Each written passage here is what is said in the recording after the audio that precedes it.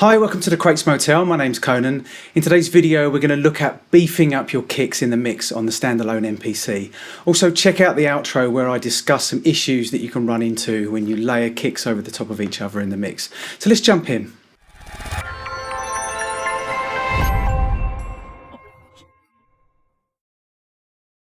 There's several ways you can beef up your kicks in the MPC, and I'm not going to go through every single one. What I'm going to do is I'm going to go over the ones that I use in the real world, and I want to demonstrate it in the most simplest way possible. So I've made a really simple beat. I've used the sounds from the Impeach break just because it's a very recognisable break.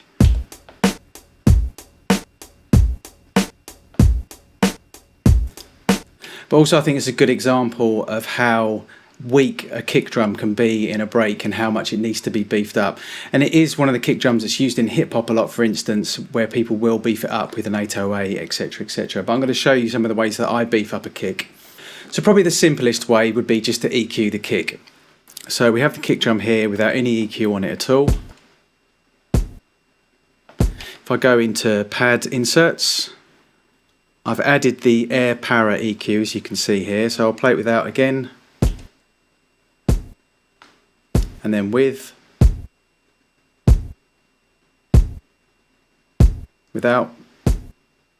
So you can hear that's a pretty effective way of beefing up a kick, and it would be an initial go-to.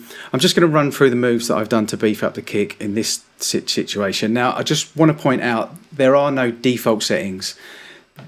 You know, you can copy these to get a ballpark idea of how to EQ a kick, and you know, a lot of the time there's certain frequencies that are roundabout good frequencies to settle on, but don't think that this is a go-to preset for EQing kicks. Every single kick is different, and obviously the way that the kick sits in the track is going to be different as well. So you can't think that there's a golden preset that's going to be the same for every kick.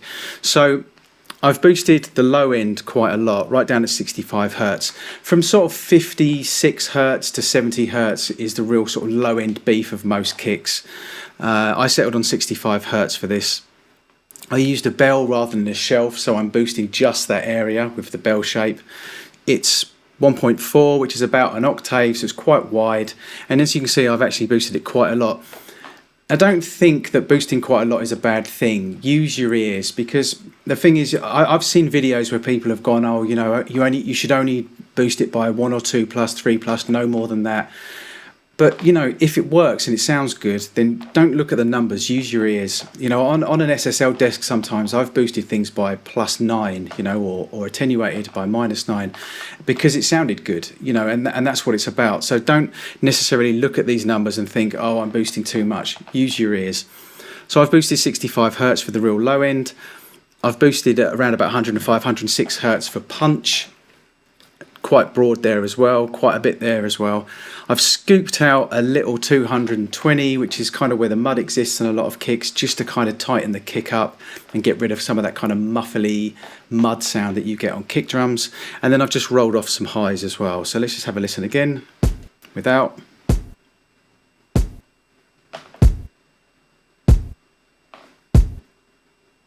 And without. And let's just listen to it in the context of the mix.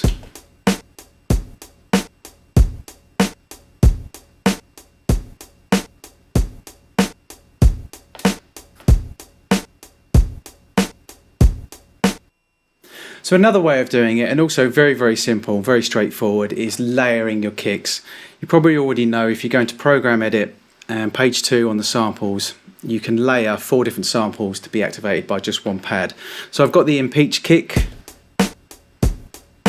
and then on layer 2, if I just bring in a much beefier kick and it's just laid underneath.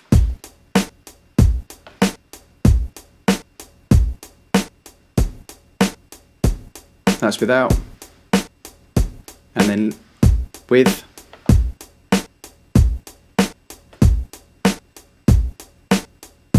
And the advantage of that as well is that just by hitting one pad, I get the 2 kick drums layered together.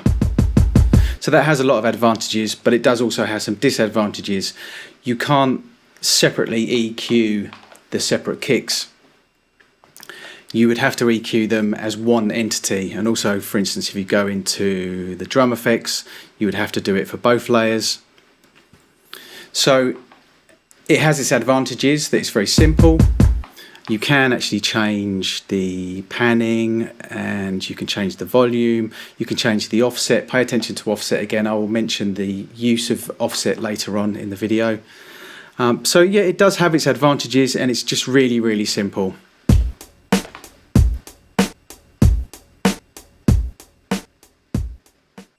So another way of doing it is using the simultaneous play option in Program Edit. If you go into Global, page 1 on Program Edit, you can see here that you can choose different pads to play at the same time as your selected pad.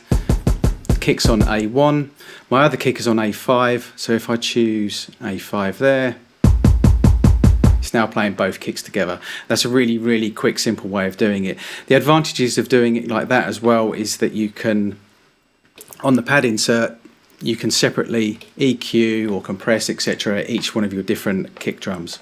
And then of course another way of doing it is literally just to play the kicks together. You can put them on separate tracks, or you can have them on the same track, and that way you can just mute the other kick if you don't want the other kick in. It's another quick and easy way of doing it. But basically the idea is that you have two different kicks. You can even use 3 kicks if you want. Same with snare drum, same with hi-hats. But the idea is that you're layering them so that you can use one of the drums you can EQ more on the low end, the other drum you can EQ in the mids and the highs to make it cut through the mix. And it's just about having the control to be able to EQ different drums that are layered with each other that will take care of different parts of the frequency range.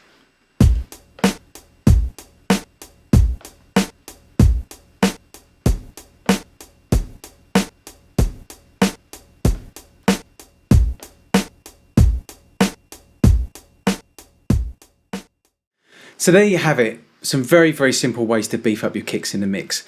They're not the only ways to do it. If anybody else has any other methods that they use, please write it in the comments below, because you might help somebody out. Now, I mentioned earlier on that you can have issues when you're layering kicks together, or any sounds together, in fact. You can have, what can happen is you can have something called phase cancellation. Now, if I'm to very briefly explain, not go into too much detail, with a waveform, in its simplest form, it goes up and down. Draw a line through the middle, you have positive, you have negative polarity. What can happen is when you layer 2 kick drums together, if the waveform is positive whilst the other one is negative, they can clash and they can cause phase cancellation. At its very worst, that can completely null the sound out, but that's quite unlikely unless they're exactly the same kick drum.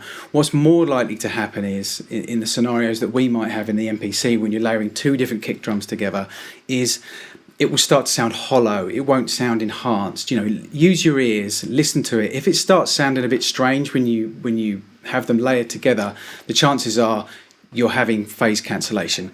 And this is where the offset comes in handy, where I mentioned earlier on. If you are getting this phase cancellation kind of sound, where it sounds a bit hollow and there's no girth, there's no beef there, and it just sounds worse, experiment with the offset and move one of the kicks very, very slightly, either way, and hopefully that will make it start sounding okay again. But you know, use your ears. There's no magic amount that you have to offset, because every single kick is going to be different, every single scenario is going to be different. But that's where you can use the offset. You can use the offset to get rid of that phase cancellation. So thanks for watching. Please subscribe for more mixing, mastering and MPC tutorials and reviews. This is the Crates Motel. My name's Conan. Till next time.